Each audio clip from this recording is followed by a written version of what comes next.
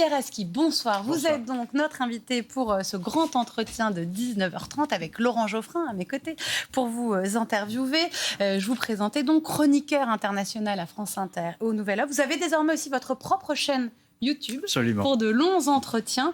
Et votre dernier ouvrage, La fin du monde, comprendre notre époque. La fin d'un monde, exactement. C'est mieux que la fin du monde. Il reste un peu d'espoir. Voilà, il reste un peu d'espoir, merci. Nous serons épargnés. Nous serons épargnés, peut-être, espérons, aux éditions Stock. Et donc, vous allez nous être particulièrement précieux ce soir pour comprendre les messages cachés de cette visite de Donald Trump à Pékin, ce qui a été dit et puis ce qu'il fallait comprendre derrière le faste.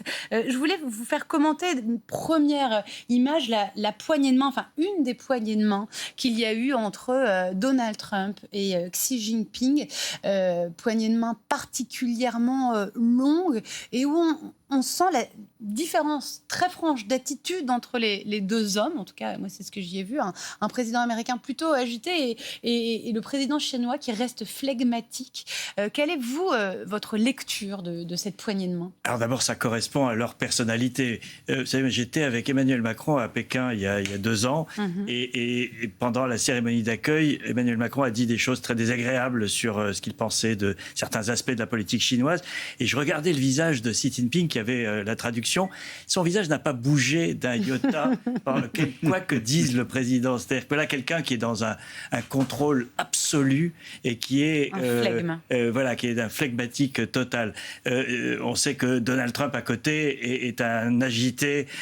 Donc cette poignée de main, elle correspond quand même à leurs deux personnalités. Elle correspond aussi à la réalité de la rencontre parce que Donald Trump arrive en position de faiblesse à Pékin parce qu'il a échoué à mater la Chine. Vous savez, l'année dernière, vous vous souvenez peut-être que lorsqu'il y a eu les droits de douane imposés au monde entier, il a imposé 145% de droits de douane à la Chine. Il a voulu montrer les muscles, le président américain. 145% sur, évidemment, un commerce de plusieurs centaines de milliards de dollars. Et la Chine, au lieu de capituler comme il l'espérait, a déclenché son arme secrète, l'embargo sur les terres rares. Et c'est Donald Trump qui a reculé. Donc ça l'a affaibli. Ils les ont ramenés à combien alors ? Ils sont ramenés à 10% comme tout le monde. Et il y a une négociation en cours. Mais en tout cas, il n'a pas réussi à les faire plier comme il l'espérait. Et le deuxième point qui l'affaiblit évidemment, c'est qu'il est coincé dans cette guerre ou cette crise du détroit d'Ormuz et qu'il demande le soutien de la Chine pour le régler.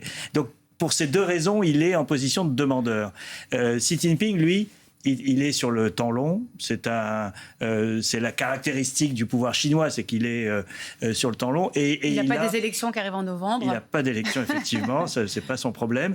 Et surtout, il assiste à ce qui, vu de Pékin, est une sorte d'effondrement de la politique américaine, avec cette agitation permanente, ces prises de position contradictoires, etc., qui lui permet à lui, Xi Jinping, d'apparaître comme un modèle de stabilité dans le monde. Est-ce qu'il peut y avoir dans la discussion une sorte de deal, d'échange entre l'attitude des Américains vis-à-vis de Taïwan, qui serait pas un lâchage, mais enfin qui est une prise de distance supplémentaire, en échange d'une intervention chinoise dans l'affaire iranienne. Est-ce que c'est imaginable ? Alors je sais bien que les négociations sont secrètes, mais est-ce qu'on peut imaginer ce genre de deal ? Alors oui, on a beaucoup parlé des détroit d'Ormuz contre détroit de Formose, pour faire court.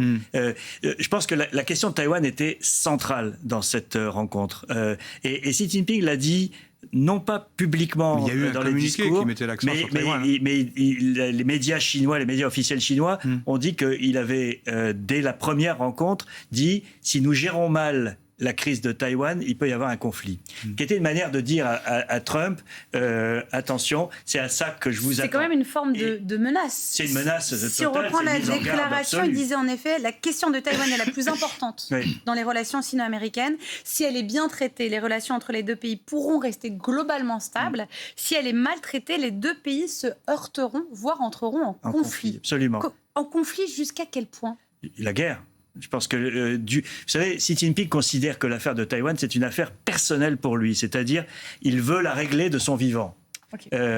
Et c'est il veut laisser cette trace. Il veut laisser cette trace parce que il se met. Il faut savoir que Xi Jinping a fait lever la limite des mandats, donc il en est déjà à son 3e mandat, et l'année prochaine il aura sans doute le feu vert pour un 4e mandat, alors que Deng Xiaoping, le successeur de Mao, avait fixé à 2 la limite. Donc il est devenu le grand leader du post-maoïsme et il veut à tout prix laisser la trace de cette réunification finale, puisque Deng Xiaoping avait obtenu le retour de Hong Kong et le retour de Macao, et il ne reste plus que Taïwan dans la vision chinoise de l'affaire. Donc c'est vital pour lui. Là, il a obtenu une chose. Pardon. Il est prêt à entrer en guerre pour ça ? Il n'est pas prêt à entrer en guerre, mais il met en garde les Américains qu'ils ne doivent pas se mettre sur le chemin de la Chine dans ses efforts de réunification. Et en ce moment, il y a une partie politique qui est très intéressante et très complexe. C'est que il y a 15 jours, se trouvait à Pékin la dirigeante du Kuomintang, qui est le parti d'opposition de Taïwan, qui est le parti historique de Chiang Kai-shek, le grand rival de Mao, qui a perdu la guerre civile en 1949 et qui s'est réfugié à Taïwan. Et c'est un signal important parce que le Kuomintang est plus, disons, ouvert à un dialogue avec Pékin que le parti qui est au pouvoir en ce moment à Taipei. Et donc, l'argument de Xi Jinping, c'est de dire « laissez-nous tranquilles pendant qu'on dialogue avec les Taïwanais. Vous voyez bien qu'on n'est pas en train de préparer une invasion, on discute avec eux. » Et il a obtenu une chose, c'est que Trump a accepté de parler des livraisons d'armes. Tous les présidents américains précédents ont refusé que la question des livraisons d'armes soit sur la table. Et ça, c'est une évolution d'armes américaines pour les Taïwanais. Américaines pour les Taïwanais, parce qu'il faut savoir qu'en 1979, lorsque la Chine a rompu avec Taïwan pour reconnaître Pékin, c'était après la visite de Nixon, une longue histoire. Les États-Unis ont rompu avec les États-Unis ont rompu avec Taïwan pour reconnaître Pékin. Le Congrès a voté une loi qui s'appelle le Taiwan Relations Act 1979, qui donne obligation à l'administration américaine de donner à Taïwan les moyens de se défendre. Alors, tout ça, ce sont des formules qui sont dans ce qu'on appelle l'ambiguïté stratégique. Mais ça veut dire une chose, ça veut dire que les livraisons d'armes américaines à Taïwan sont couvertes par cette loi, et ça a été accepté par les Chinois pendant des décennies, puisqu'on parle de 79. Mais donc c'est un changement symbolique très fort. Trump a reculé, et ça va lui valoir, à mon avis, beaucoup de critiques, y compris dans les rangs républicains, parce qu'il y a un fort lobby pro-Taïwan au sein qui d'ailleurs est bipartisan, aussi bien chez les démocrates que chez les républicains. Et donc, il a accepté ce recul. Et il y a une décision, le Congrès a voté 14 milliards de dollars d'armes pour Taïwan, il n'y a pas longtemps. Et Trump doit décider dans les prochains jours s'il le fait ou pas, ou à quel rythme. Et c'est là qu'on verra s'il y a un deal avec Xi Jinping ou pas. Et c'est une affaire très importante parce que d'un côté, on a effectivement l'apparence d'une entente formidable. Trump a vanté des contrats qui ne sont pas si mirifiques que ça, mais qui ont le mérite d'exister malgré tout, comme 200 Boeing, etc. Des accords commerciaux fantastiques. Oui, mais ils ne sont pas si fantastiques que ça. Il y a une déception. Mais il y en a quand même. Mais il y en a quand même. Et bien surtout, une volonté réciproque de stabiliser la relation, c'est-à-dire de ne pas être dans cette guerre froide permanente. Et ça, c'est quand même la chose peut-être la plus positive qui soit sortie de ce sommet. Sur Taïwan, juste, il y a une information cet après-midi qui nous est parvenue sur Donald Trump qui met en garde Taïwan contre toute proclamation d'indépendance. Comment vous lisez cette déclaration-là du président américain ? Alors, c'est une demande chinoise. Très clairement. La Chine demandait que les États-Unis changent leur formulation de leur opposition à l'indépendance. Jusqu'à présent, les États-Unis disaient qu'ils ne soutenaient pas une demande d'indépendance. La Chine demande qu'elle s'affirme contre l'indépendance. Donc là, c'est déjà un point de Xi Jinping. C'est une concession. On est dans des petites nuances. Mais vous savez, toute la stratégie chinoise, c'est pas le Big Bang, c'est pas de passer un jour de 0 à 10. C'est d'avancer pas à pas et de réduire l'espace, l'oxygène de Taïwan. C'est ce qu'ils ont fait à Hong Kong. C'est ce qu'ils ont fait à Hong Kong. Mais c'est aussi une manière de montrer aux Taïwanais que c'est pas la peine de résister, regardez, les Américains viendront pas vous aider. C'est ça toute la stratégie, c'est de démoraliser d'une certaine manière les 23 millions de l'exemple de Taïwanais. Hong Kong montre que dans ce cas-là, la démocratie existante dans ces régions-là, enfin Taïwan, Hong Kong, disparaît. Et hélas, c'est le dernier des soucis de Donald Trump, il faut bien le dire. Il n'est pas engagé dans les affaires internationales au nom, avec le porte-drapeau de la démocratie. Et Taïwan, c'est quand même le drame de toute cette histoire, c'est qu'on a une île, 23 millions d'habitants à côté d'1,4 milliard. C'est pas grand-chose, c'est une petite île qui a une réussite économique absolument fabuleuse, avec les semi-conducteurs, mais pas que. C'est une île qui a vraiment réussi économiquement et qui a construit seule, parce que c'est pas les chars américains qui ont renversé la dictature, ce sont les Taïwanais qui ont conquis leur démocratie, qui ont construit une vraie démocratie. Il n'y a pas un prisonnier politique, il y a une presse libre, il y a eu 3 alternances politiques au cours des 20 dernières années. C'est quelque chose qui marche. Mais c'est même un exemple dangereux pour le pouvoir chinois, parce que ça a une influence sur la Chine continentale. Les gens ça disent, montre que la culture chinoise n'est pas incompatible avec la démocratie. Et c'était ce que Hong Kong représentait jusque-là, et puis depuis 2019, c'est fini. Mais justement, du côté de Taïwan, et qui pourrait garder son indépendance, les puces, par exemple, dont vous parliez, les Américains en ont aussi besoin. On a entendu toutes les raisons pour lesquelles Donald Trump pourrait lâcher Taïwan, et petit à petit, si on vous écoute bien, pas forcément du jour au lendemain, Taïwan a quand même aussi des éléments, notamment dans cette guerre autour des puces que peuvent se mener la Chine et les États-Unis. Oui, tout à fait, mais Donald Trump a une stratégie pour construire aux États-Unis une industrie des semi-conducteurs, et ne plus dépendre. Qui avait commencé avec Joe Biden, qui avait d'ailleurs obtenu que TSMC, qui est cette grande entreprise taïwanaise, qui est le spécialiste mondial des puces et qui fait aujourd'hui les puces les plus performantes, celles qui sont indispensables pour l'intelligence artificielle. Donc on est dans quelque chose qui est vital pour la transformation économique actuelle. Et donc TSMC investit, construit des usines en ce moment en Arizona. Donald Trump a rajouté quelques dizaines de milliards sur la table, et donc il est en train de construire une industrie qui va prendre des années. Mais donc il y a une tentative de ne pas dépendre de Taïwan. Mais si on est dans un contexte où tout ça se ferait en bonne intelligence entre les États-Unis et la Chine, Donald Trump peut estimer qu'il aura des garanties d'accès à ces semi-conducteurs. Donc c'est un jeu assez cynique et assez ambigu qui est en train de se jouer. Justement, sur ce rapport de force entre les États-Unis et la Chine, quel bilan vous tirez de ces 2 jours de sommet à Pékin? Je crois qu'il y a des mots que vous avez remarqués de la part du leader chinois Xi Jinping, qui a cité un historien grec. Thucydide. Expliquez-nous cette référence qu'a fait Xi Jinping à Thucydide. En fait, Xi Jinping, c'est assez étonnant parce que c'est le Chinois qui a cité un historien grec qui a vécu il y a 2400 ans quand même, et qui a écrit La guerre du Péloponnèse, dans laquelle la leçon qu'il tirait, c'était que lorsqu'une puissance émergente défie une puissance établie, il y a la guerre automatiquement. Il se référait à Athènes et Sparte. Et un professeur américain, Graham Allison, a fait un livre il y a une dizaine d'années qui s'appelait Le piège de Thucydide. C'est lui qui a inventé ce concept du piège de Thucydide. Et Xi Jinping a dit « Ne tombons pas dans le piège de Thucydide ». Ce qui était une manière de dire 2 choses. La première, c'est que la Chine est aujourd'hui l'égale des Américains. Elle est l'autre superpuissance. Ce qu'elle est depuis un moment, elle est la 2e économie, la 2e armée du monde, c'est incontestable.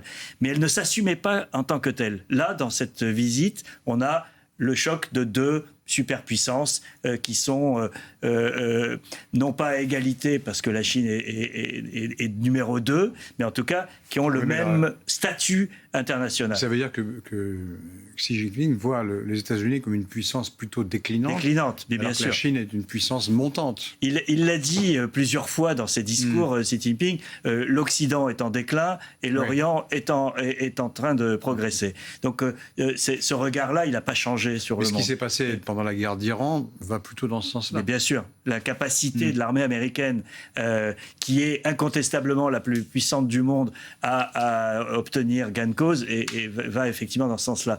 La deuxième partie du message de la référence à Thucydide, c'est aussi de dire n'essayez pas d'empêcher notre émergence parce que il y aura effectivement ce piège qui va se refermer et qui fera que la guerre sera obligatoire.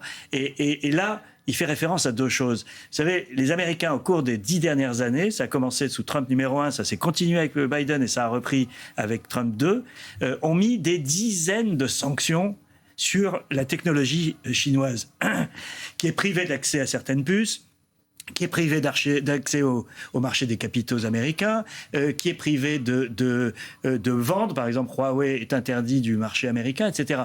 Donc vous avez ce message qui est « n'essayez pas de nous entraver ». La preuve, ça fait 10 ans que vous essayez et pourtant, nous n'avons pas cessé de progresser et nous sommes en tête sur les voitures électriques, sur la robotisation, etc. Est-ce que vous iriez, parce que j'ai lu cette analyse sur ces 2 jours de sommet, en disant des allures de passage de témoins de superpuissance. Est-ce que vous iriez jusque-là? C'est-à-dire qu'on a un moment, alors c'est toujours galvaudé de dire on a un moment historique, mais peut-être qu'on est en train d'en vivre plusieurs en ce moment, d'un début d'inversion de la courbe. Alors, pas consciemment, c'est-à-dire je ne pense pas que Trump soit venu avec l'idée qu'il allait passer le flambeau à Xi Jinping, je pense que c'est même le contraire.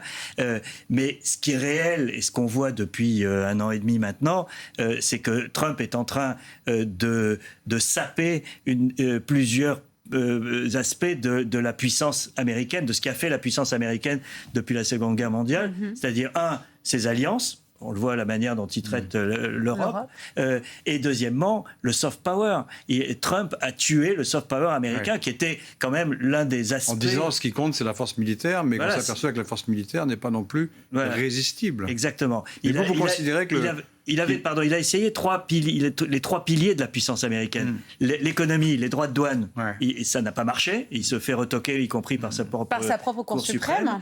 La technologie, là, il y a effectivement une force, une puissance américaine qui est incontestable, mais qui ne suffit pas à assurer une hégémonie mondiale. Et 3e pilier, qu'on n'attendait pas de la part de Trump, mais c'est l'armée. Le militaire. Ça a marché avec la première guerre en Iran l'année dernière, le Venezuela au début de l'année, et ça a raté. Vous considérez qu'il a échoué dans sa guerre contre l'Iran ? On peut dire dès maintenant, ça y est, c'est un échec ? Moi, je pense que c'est un échec d'ores et déjà, quelle que soit l'issue de la crise, parce que les objectifs qui étaient le changement de régime, il ne l'a pas atteint. D'une dénucléarisation, s'il obtient un accord qui ressemblera de près ou de loin à celui de 2015, qu'il avait lui-même déchiré en 2018, il s'en tirera bien. Et 3e point, il a montré sa vulnérabilité avec le détroit d'Ormuz, qui est incroyable. Et il a même divisé, ce qui est aussi très grave, le camp de ses alliés, puisqu'aujourd'hui, l'Arabie Saoudite et les Émirats Arabes Unis sont en rupture totale. Donc, c'est pas un succès énorme.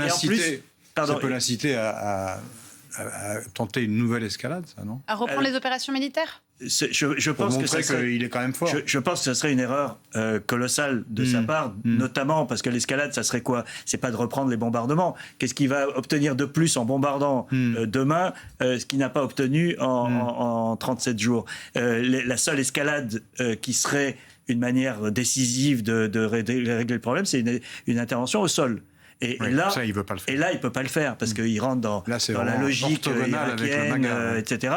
Et il sait déjà que cette guerre est impopulaire aux États-Unis. Il y a des élections dans 4 mois quand même. Tout ça est une équation ingagnable pour c'est la guerre de trop là que Donald Trump a voulu mener. Vous diriez que la puissance américaine, elle s'est noyée dans le Golfe Persique. Je pense que c'est pas la puissance américaine qui s'est noyée, c'est le pouvoir politique américain qui s'est noyé. C'est la manière de décider de Donald Trump qui s'est fracassé sur le mur du réel. Il a cédé aux sirènes de Netanyahou. La presse américaine l'a raconté en long et en large. Le New York Times a fait une enquête exceptionnelle sur cette réunion où ça s'est décidé au mois de février. Et il a cru qu'il allait refaire le coup du Venezuela. C'est-à-dire je décapite le régime. Une opération rapide et décisive. Et les successeurs m'obéiront parce qu'ils n'auront pas de choix.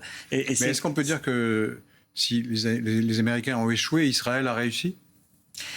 Israël a réussi de son point de vue, qui est de démontrer qu'elle est la première puissance militaire incontestée de très très loin région, du Moyen-Orient. Rien ne lui résiste. Elle n'a pas forcément réussi à affaiblir véritablement les capacités militaires iraniennes. C'est en tout cas ce que dit la presse américaine ces derniers jours. Oui, sur l'arsenal balistique, effectivement, n'a pas été aussi détruit qu'il l'espérait. Mais cette puissance, le problème, c'est que on est dans du court terme en permanence. C'est que cette puissance militaire régionale, hégémonique, elle ne résout pas les problèmes et elle crée des situations qui peuvent être des bombes à retardement pour la suite. Est-ce qu'on va assister à la naissance d'un grand Israël? Ce sera la dernière question. Il faut vraiment qu'on...